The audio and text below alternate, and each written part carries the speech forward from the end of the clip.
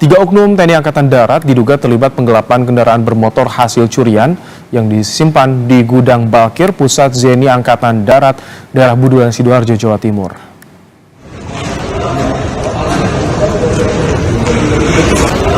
Inilah video amatir saat Polda Metro Jaya bersama Pomdam 5 Brawijaya gagalkan upaya penyelundupan dan penggelapan motor hasil curian yang diduga melibatkan oknum TNI Angkatan Darat.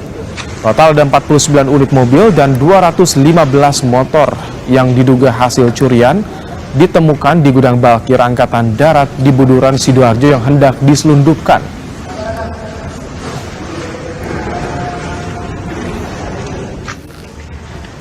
Tiga orang oknum TNI Angkatan Darat yang diduga terlibat dalam penggelapan kendaraan curian ini masih diperiksa oleh Pomdam 5 Brawijaya.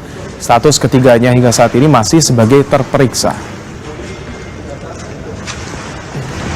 Saat ini untuk khususnya organik oknum TNI yang terlibat di dalam itu sudah ditangani oleh pihak Pomdam 5 Brawijaya. Sampai dengan saat ini ada 3 oknum TNI ya, yang dengan inisial. Yang pertama adalah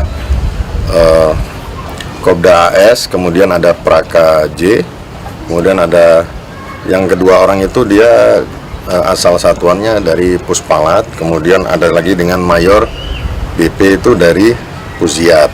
Status 3 oknum itu masih terperiksa atau seperti apa? Masih terperiksa. Kendaraan hasil curian yang diduga digelapkan oknum TNI Angkatan Darat di Sidoarjo tiba di Polda Metro Jaya. Pomdam 5 Brawijaya akan berkoordinasi dengan Polda Metro Jaya dalam mengungkap kasus tersebut.